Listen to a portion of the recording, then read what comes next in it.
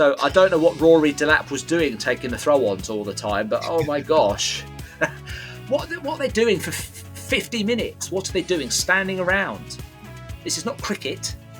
And so immaculately dressed. Even the labels on his shirts had SA on.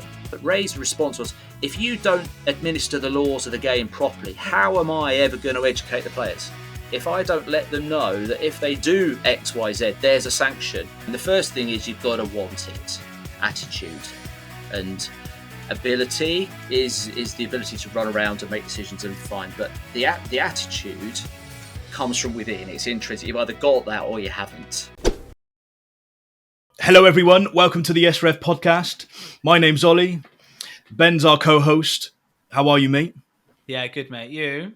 Not too bad. Really excited today. We've got a guest on, Gavin Muge. Gavin, how are you? Really good, gents. Lovely to see you both, and thanks for inviting me on.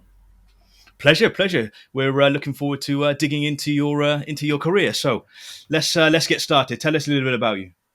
Well, great to be invited on, as I say, and talk about the best thing in the world, which is football and refereeing. So I started refereeing a long time ago now. 1985, I did my first game. Did the course in 84 when I was 14. Started in the youth leagues in Bedfordshire, 1985, and was doing it really as an extension of being involved in football. I was still a player. I still played. I watched Luton Town in those days. They were in the top division, so it was well worth watching. And it was better than having a job at a supermarket pushing trolleys round. I used to get paid £4 a match fee, and that £4 used to last me all week. It was absolutely incredible how long £4 lasts. Now you can't even get a coffee, right, for £4. But in those days, it was all my snacks, all my food, all my treats, £4 just for running around doing a football match. But I loved it. Yeah, really, really good.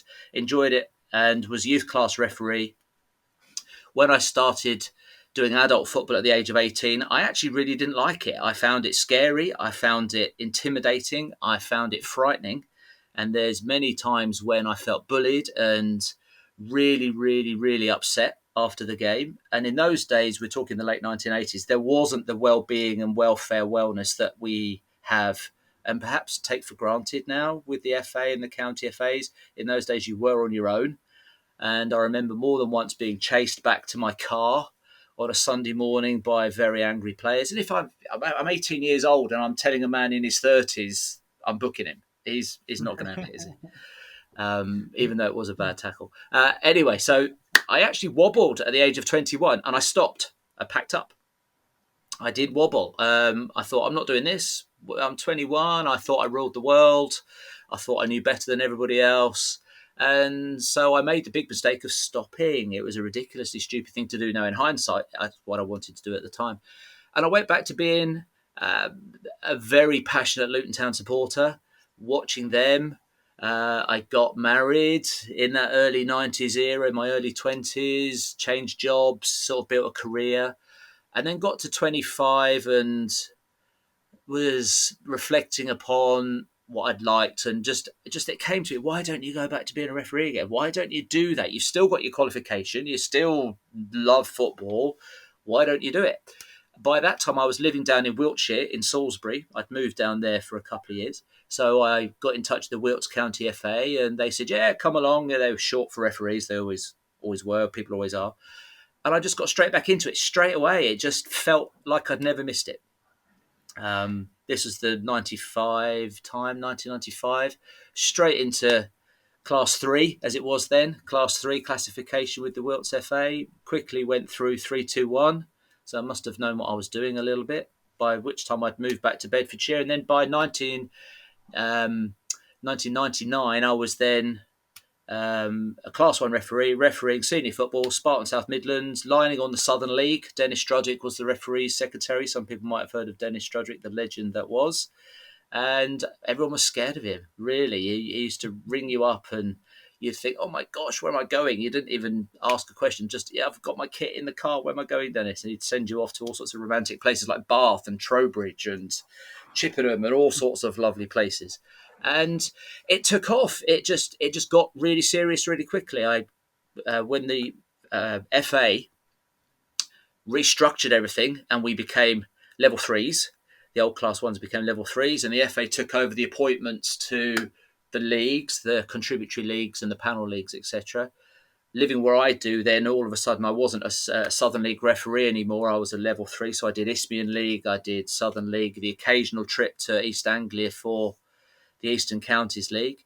And I just progressed. I found myself enjoying it a lot, but I got a bit stuck at level three. And I actually did level three for 10 years, 10 seasons. I genuinely got stuck there. I was either really good with assessors and at the same time really terrible with clubs, or I was the flip. I was really good with clubs. I was pleasing everybody. It was absolutely marvellous, but assessors hated what I was doing because I was being too nice and friendly and smiley. So I couldn't quite marry up both to get equality on my marks. So I never, as a referee, got pushed at that point. But lining, I was okay. I was on the conference, as it was called then, the National League as it is now, for 7 seasons. Got nice playoff games, cup finals. You can imagine the prestige that comes with doing those. In those days, Setanta Sports. Anybody remember Setanta Sports? Those of you that, this is 20 years ago. This was the TV coverage at the time. We were live on the telly, so it was Woking against Aldershot live on the telly, level 5 football in the UK live on the telly. And I remember that Woking Aldershot game. We had a police helicopter above because the two sets of fans don't like each other. There was police. It was a lunchtime kickoff on a Sunday. It was felt amazing, just absolutely brilliant to be involved. 7 years on the conference. Got to the Football League at 2008. Got invited to the national list. And the day I opened the letter, you got a letter in those days, not an email. The day I opened the letter, it was just brilliant. It was just absolutely brilliant to read that invite. Of course, it was pass your fitness test, blah, blah, blah. Sorry, Ben. Get through the criteria. Sorry about that. Just run around the track. But then I was on the list, and it was just unbelievable to be invited on and to then go to the places that you'd only ever seen on the television, to meet people in those circles that you'd only ever really seen on television. And me being a football fan as well as a referee, you know stuff. And to go to places. My first game was Brighton and Hove Albion against Bristol Rovers. And there was a chap playing for Bristol Rovers who did all right, I think. I think his name was Ricky Lambert, someone like that. Did he go on to play for England or something? Anyway, people of that ilk, right. And Brighton Hove Albion, it was at they had the Withdean Stadium then. It wasn't where they are now at the Amex.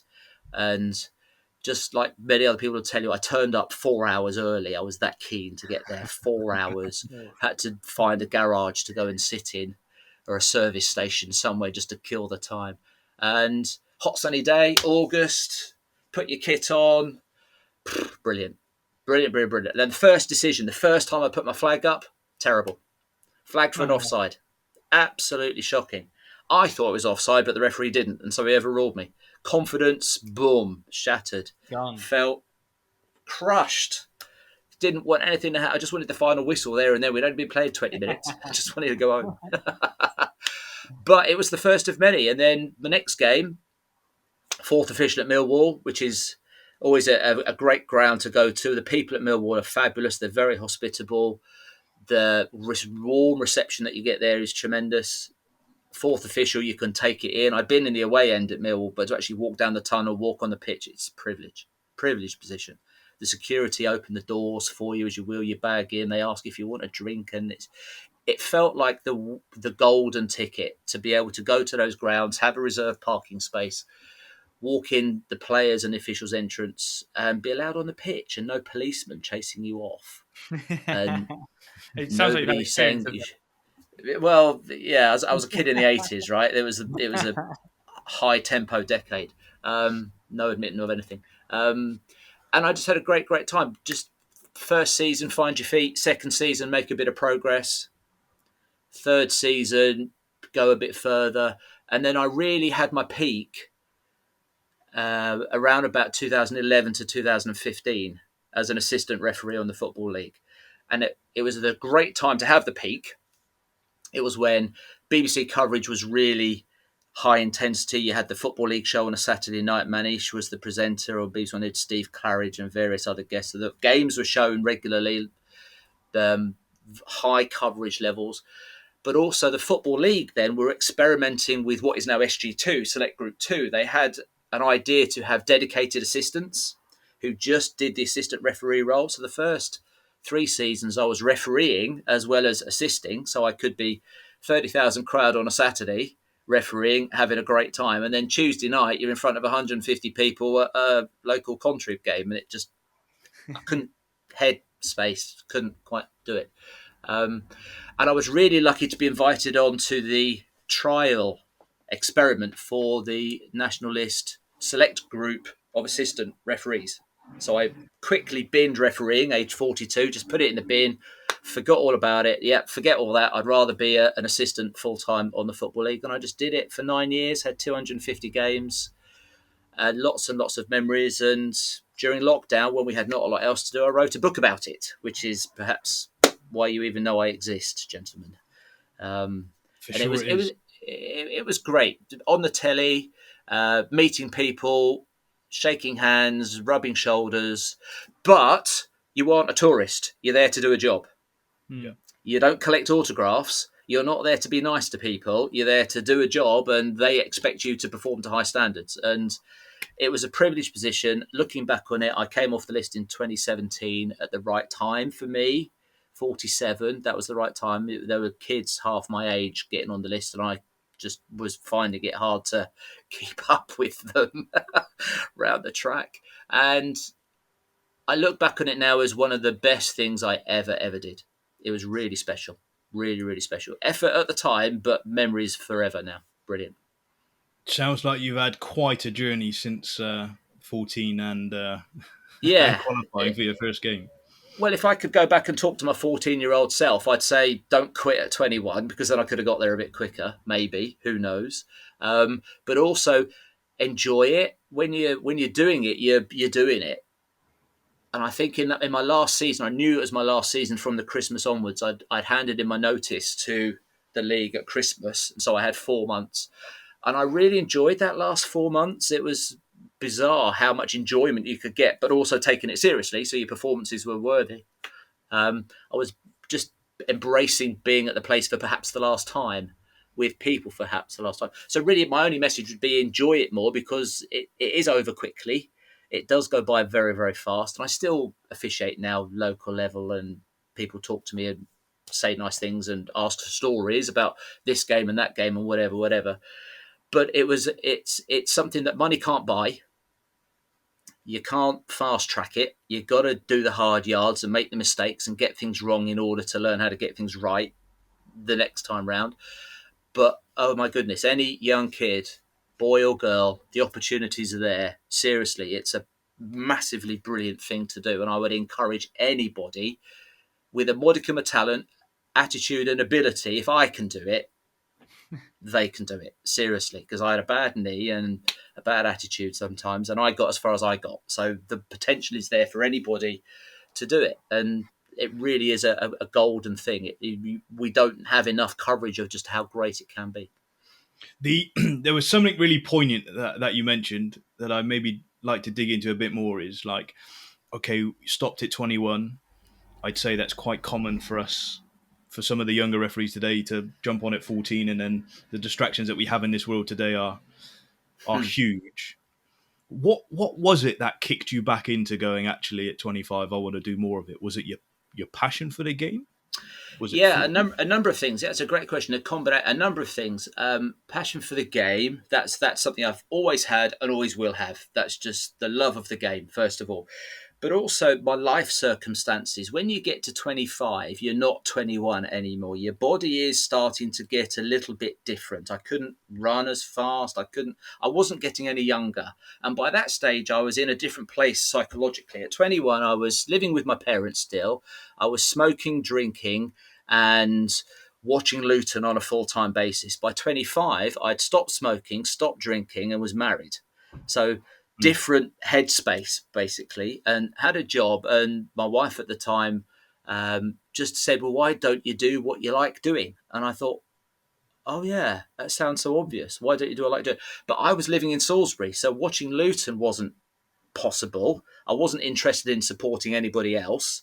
And so I just went back to refereeing. It was almost like I fell back into it, but it welcomed me with open arms, and all of a sudden I felt at home again and comfortable and happy and needed and wanted and safe and secure and all of the lovely stuff at the bottom of Maslow's hierarchy of needs about safety and security. Just that space. And the moment I walked out on the pitch, Laverstock in Salisbury, if anybody knows Salisbury, there's a place called Laverstock, just one of the districts. The moment I walked out of the pitch, and I knew I was going to get 90 minutes because I was the ref. I wasn't fiddling about as a rubbish player being yanked off at half time by a coach I didn't like or anything. I just felt like I was in the right place. And so just that feeling internally, that intrinsic feeling, made me realise that was the right thing to do. And then I just moved onwards and onwards and onwards and never looked back. So it was a combination of events, a different frame of mind from 21 to 25, and encouragement from the nearest and dearest. It made all the difference. Do you think that within those 4 years as well, that you may have learned some more life skills, because the skills of refereeing, ability to communicate, manage players, manage different tempos, things like that. Do you think you probably enhanced those skills over the 4 years when you started relationships, work, different jobs, etc.? Do you think that helped when you came back at 25, that you had a different style or a different skill set to apply to the game?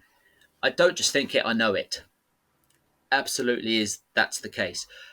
Add to that, at 21, I had a big ego and a big personality, and I thought I was king of the world at 21, as you do. 25, I was a bit more humble.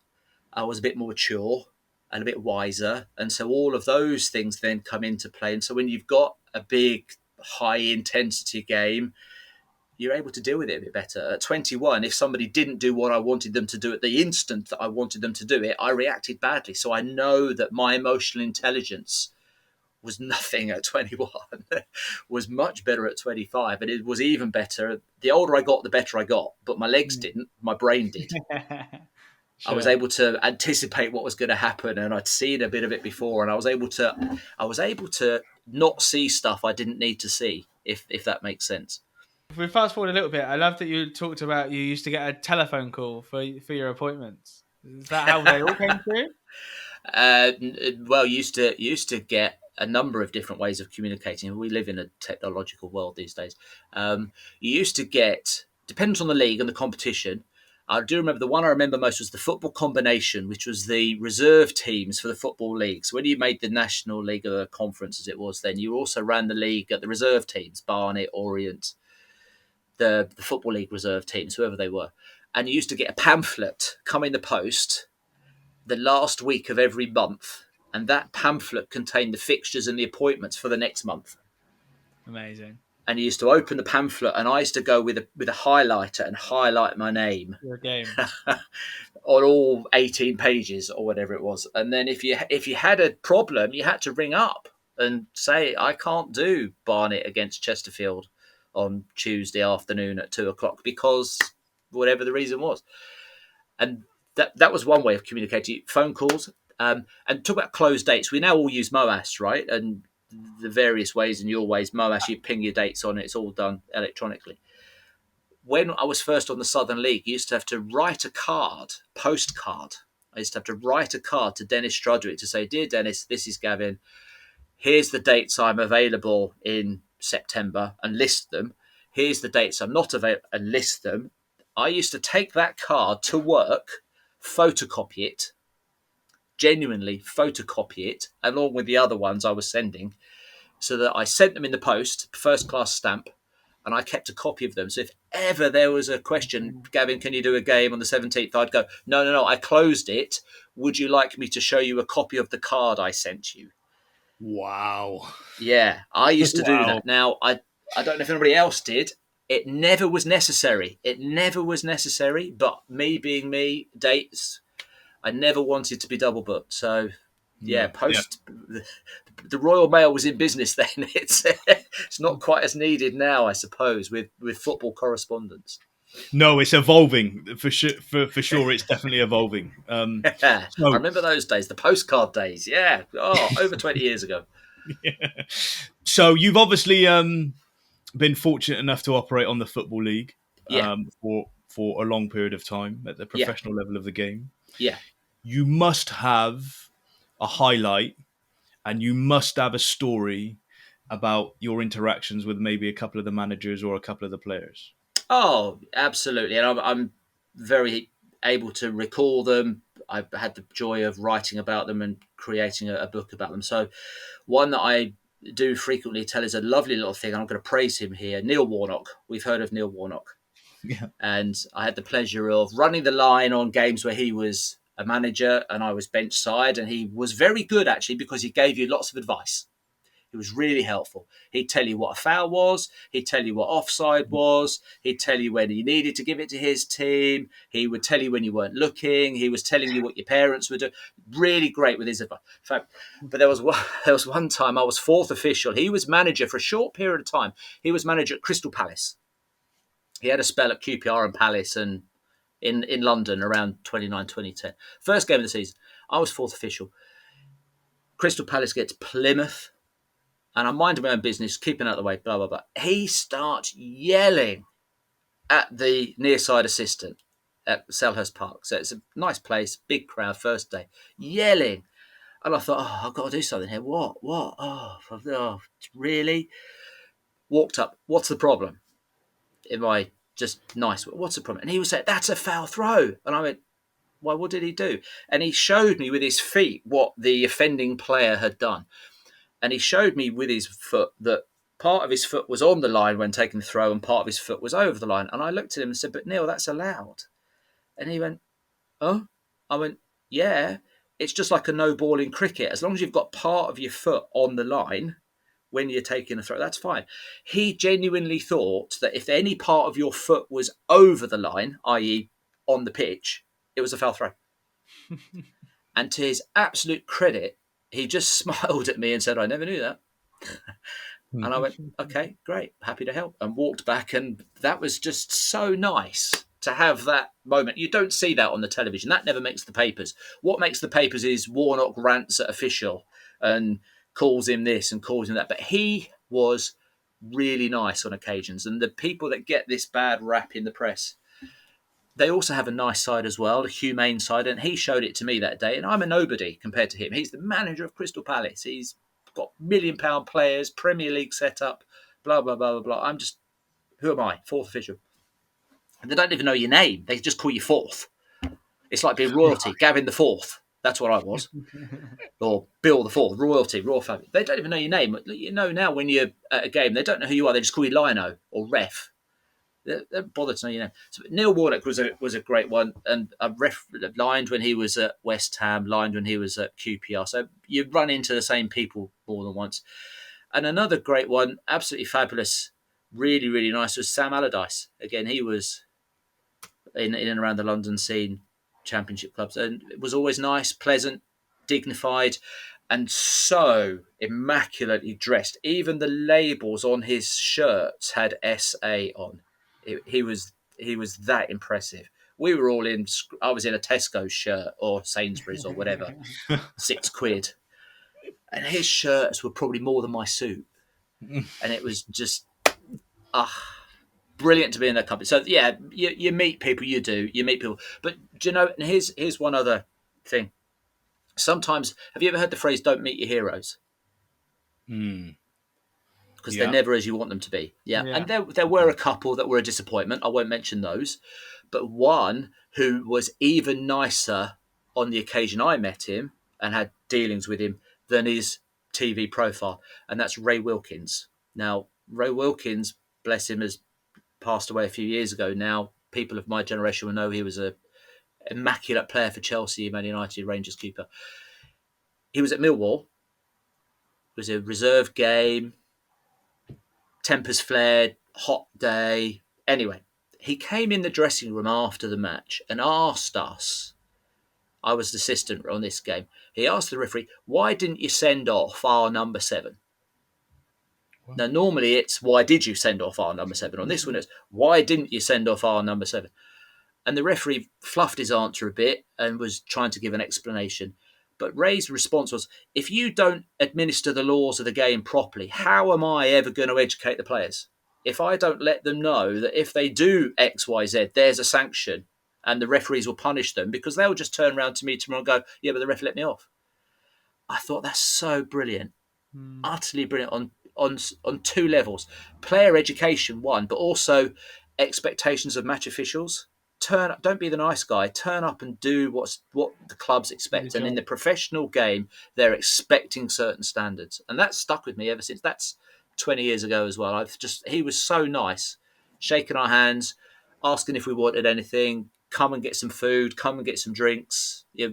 All the just, and it's Ray Wilkins. It's Ray Wilkins, for goodness sake. It'd be like, I don't know, Manuel Arteta now doing it to you. It's just utterly boggling that then I was going to get in my car and drive back home to Luton and carry on with life. Sure. We obviously you had a fantastic career as an AR, as we've already talked about. What advice there'll be? Hopefully, some of our listeners will be going, I want to be an assistant referee. I want to make the Football League. I want to go higher, Championship, Premier League. Some advice for them, like personal commitments. What have you got for them?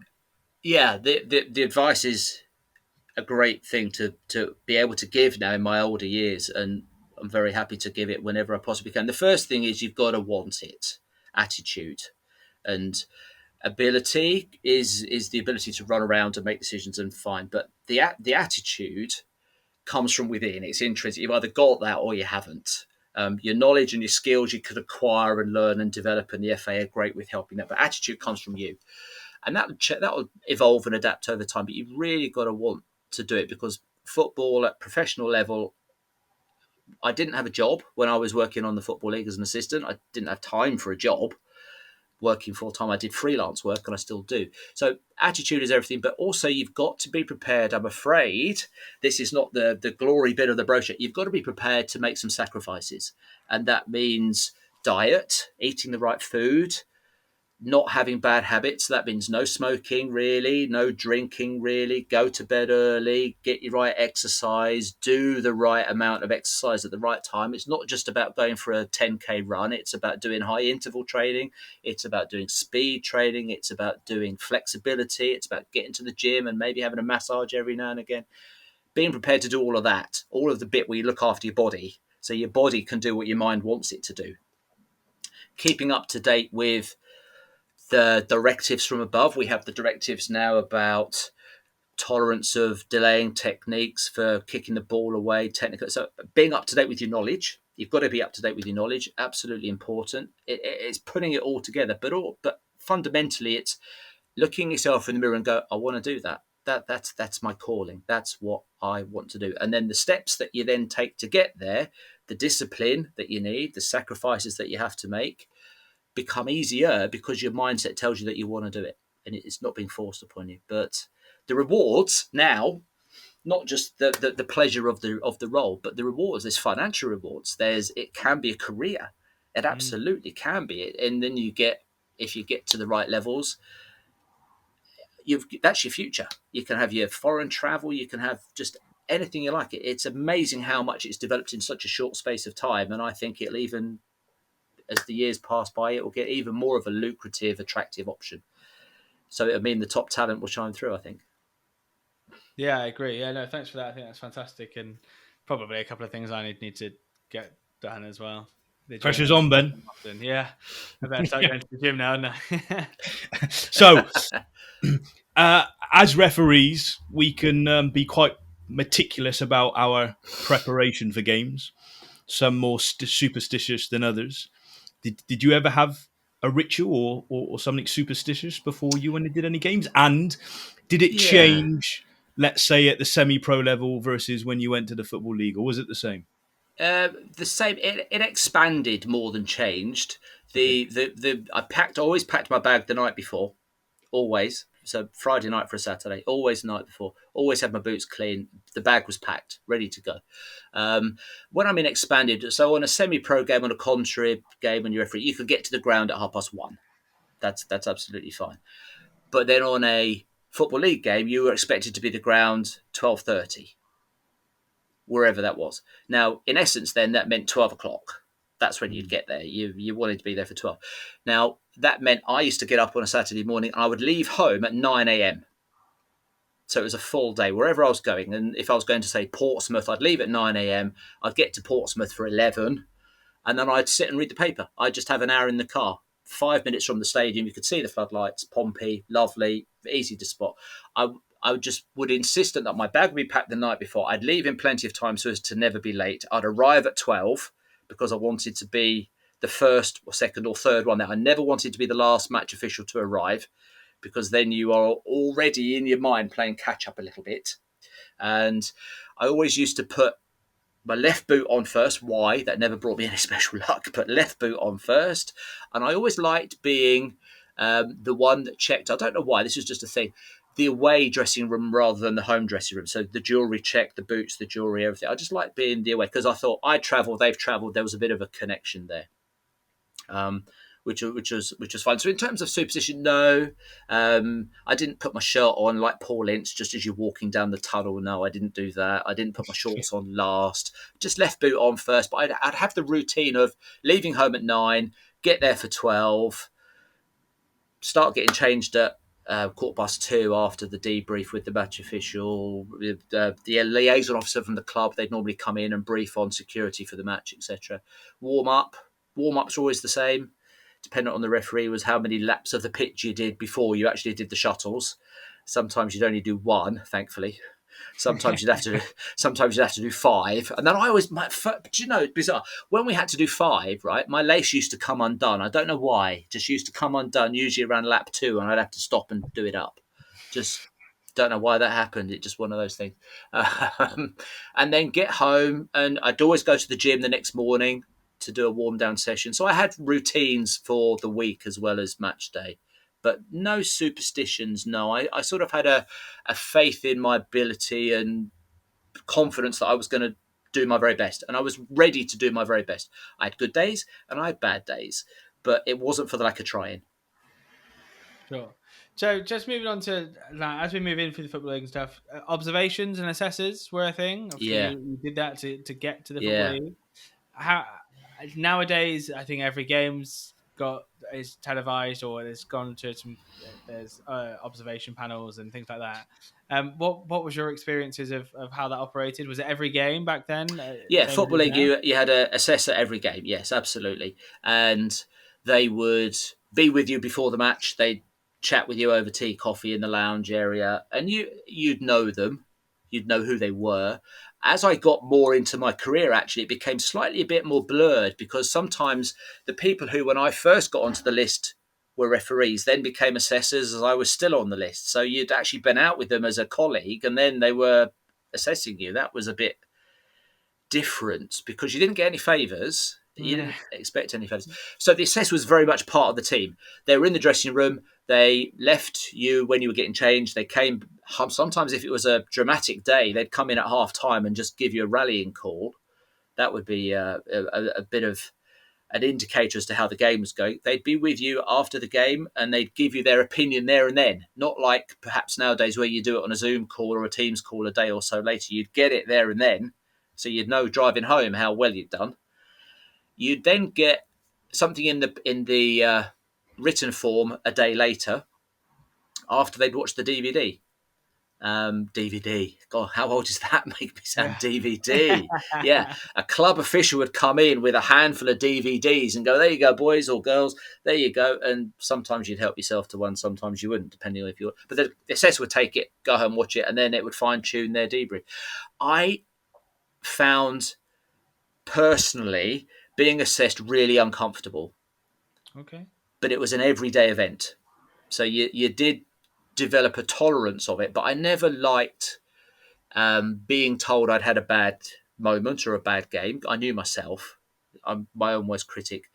And it was then reinforcement of the negativity. So I didn't especially enjoy that, but it was needed because that produces the merit list, that then produces the opportunity for promotion and advancement or relegation and so on and so forth. I never liked being assessed. I didn't like being criticised, and I even hated even more being praised.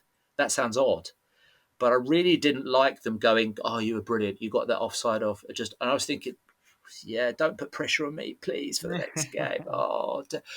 And there was one particular story. Reading, Majeski Stadium, running the line. playing Middlesbrough. Free kick to Middlesbrough. Middlesbrough cross the ball, and there's 4 or 5 Middlesbrough players offside. 4 or 5. And I'm thinking, oh my God, I don't know where the defenders were when that ball was played. When the kick was taken, were they there? Did they cross? Oh, I've no idea what to do. I don't know what to do. Really, really, really don't know what to do. And I kept my flag down. Thankfully, I could have kissed him. The Reading goalie came out and caught it cleanly. Brilliant. So no issue then, because I don't need to do anything. Just keep the flag down. Play on. Brilliant. In the debrief, after the assessor said, Gavin, how did you get that right? How did you know that they were all on side? Because he'd seen a clip. How? And I thought, I don't know. I didn't. I didn't. And it then felt a bit of a burden to be overly praised because sometimes you didn't know how you did it. When you get to do something all the time, experience, and also habit. You form good habits, and your eye can see stuff. And when I was a specialist assistant, then I was doing it every game, so you get into a unconscious competence stage type of thing. And I didn't know how to. If I was trying to coach somebody, then I couldn't do it. It's like got top goal scorers. How do they score goals? They can't really tell you how they do it. They just do it. When I was in my peak, that 4 years, 2011 to 2015, I didn't know how I was doing what I was doing. It felt like someone else was doing it. And that must be a good thing, I suppose. But then when I was getting too much praise, I didn't like it because I couldn't put the finger on why I deserved it. So it didn't add value to me.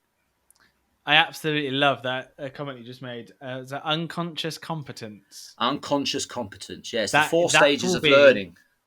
That will be in my debrief on Saturday at Barnet. Yeah, unconscious competence, right? is when you do something without thinking. It's like driving your car. You don't have to think about what you're doing. You just do it naturally. Unconscious competence. You can do it without thinking. I love that. That's how I get my next decision right. Unconscious I get it right? Yeah, good luck. What's really interesting, right, is refereeing and the decisions that you make as a referee. It's probably one of the few scenarios where the majority of your decisions will get analysed, right? And someone is going to tell you whether you're right or wrong. In business, we all make decisions 100 times a day, but nobody normally will sit back and reflect on those decisions. So it is definitely a bit different refereeing and getting observed and assessed. Do you think there's is there an alternative? Because I would ask you, right, if you're sat there saying you don't like it, good or bad, but if you're saying it's needed to demonstrate promotion, is there an alternative? Is there another way the same thing can be achieved? There has to be a way of compiling performance, of measuring performance, so it becomes subjective rather than objective. We can't just have referees promoted because they're Mike Dean's mate or Anthony Taylor's friend or Ben and Olly's YouTube pal or whatever. It's got to be something that there's an evidence-based criteria. Now, does that mean we're stuck with assessments? But it's like VAR. VAR is, I have conversations with people now that they go, oh, VAR, but it's not VAR, is it? It's actually an assistant referee with a video. It's ARV, really. That's all it is. VAR make it sound like it's a machine doing it. It's not. It's a person. And when you've got people doing assessments, they will always have their unconscious bias. Whether they admit that or not, they will. And I vowed never to become an assessor. I don't ever want to do that job. But coaching, I think, is an absolute plus. But there needs to be some sort of way of compiling who is of a standard and who isn't. And whether we do that on a merit list, whether we do that with back in the day, the assessor never told you they were there. When I first started out, they used to hide behind a tree and on the public pitches and not be there. So you'd then get a surprise assessment.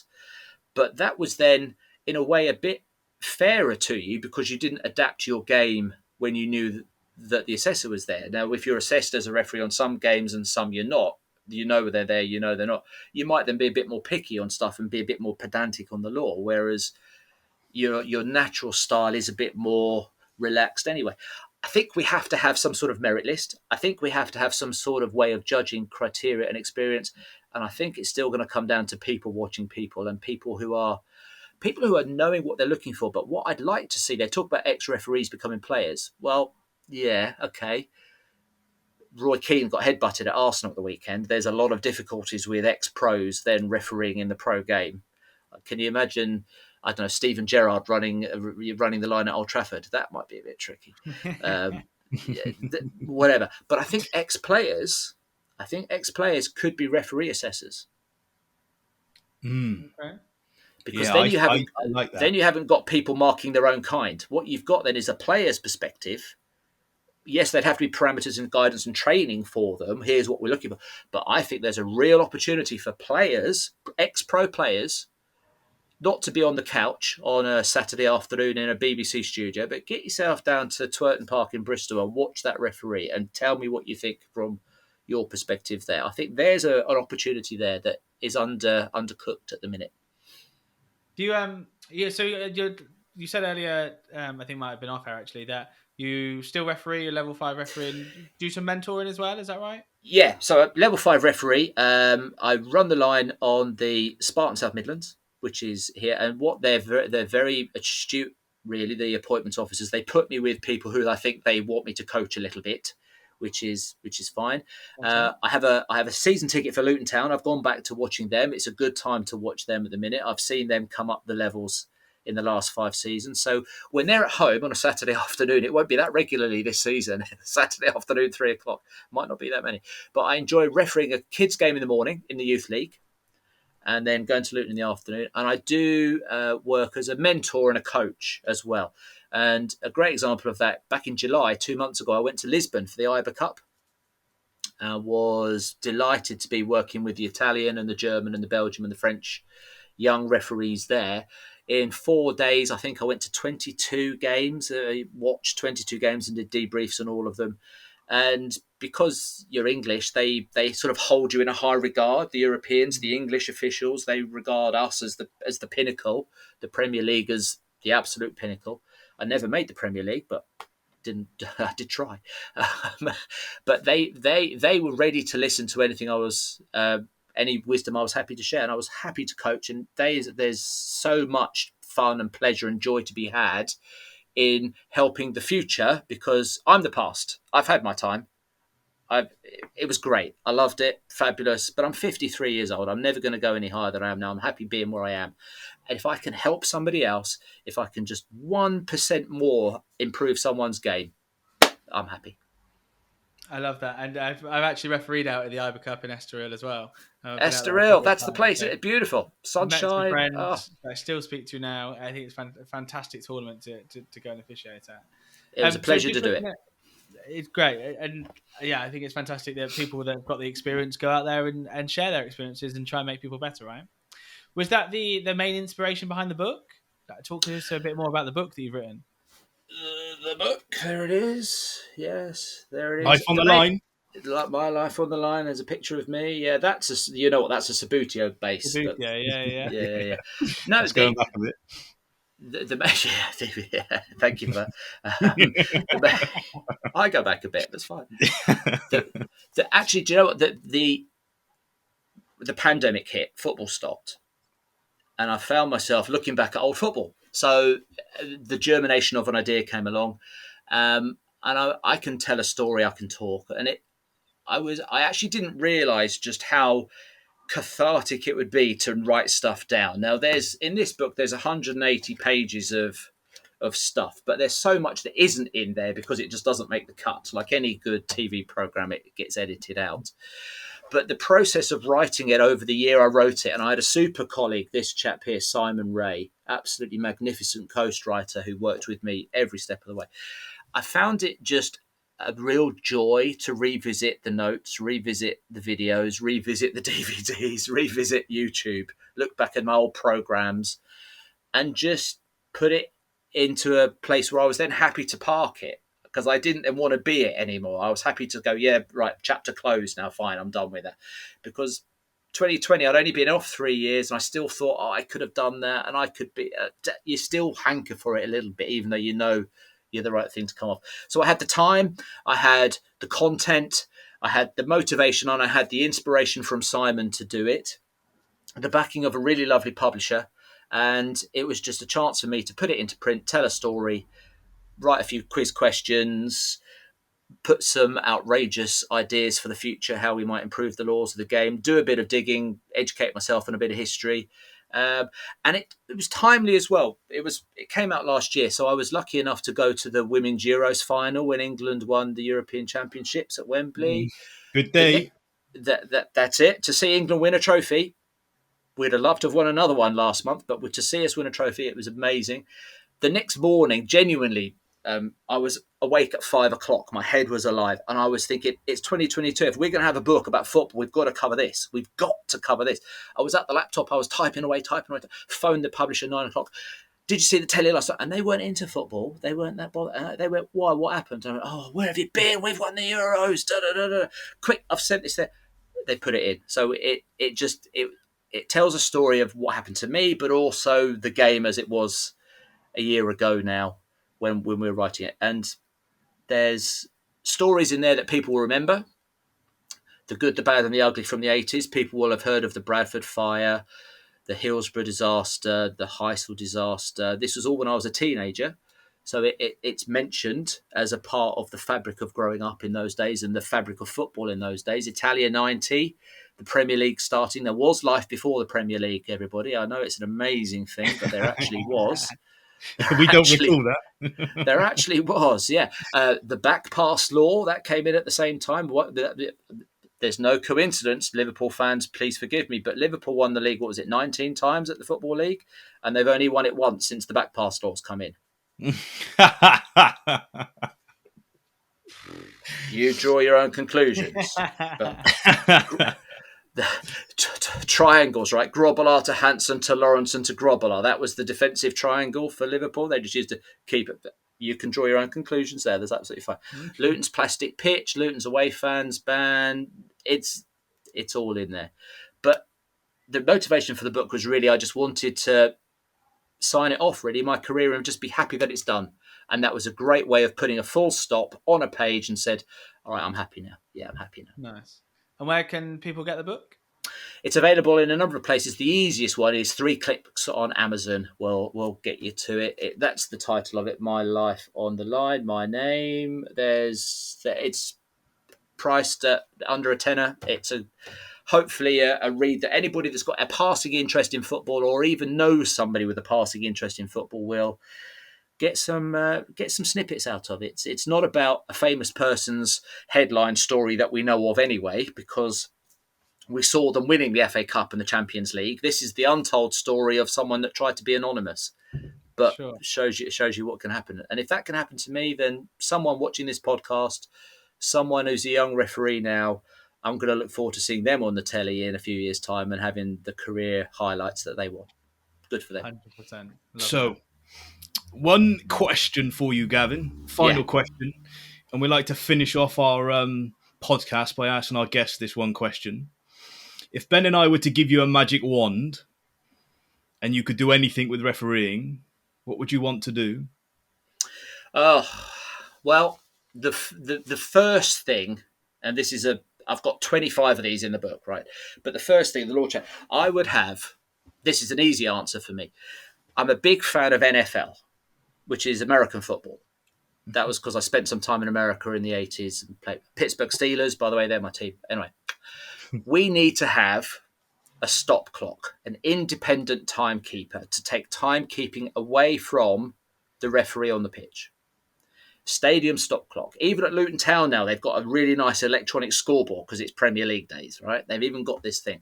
Every time the ball is out of play, the clock stops. Every time the ball is in play, the clock starts again. There is, in one fell swoop, time wasting is removed. It's been a real privilege to listen to you, Gavin, and dig into your. Me too, gents. Thank you very much. And dig into your career and understanding the highs and lows and what it will take to be an assistant referee today. You know. Well, the job of an assistant referee is one that there's 2 of them on every game, so you've got double the chances of a referee had. That was one way somebody explained it to me. You've got double the chances of promotion, 2-1, ratio of 2-1. The role of an assistant referee, you're concentrating all the time. You do get moments where you can just have your head up and have a little look around.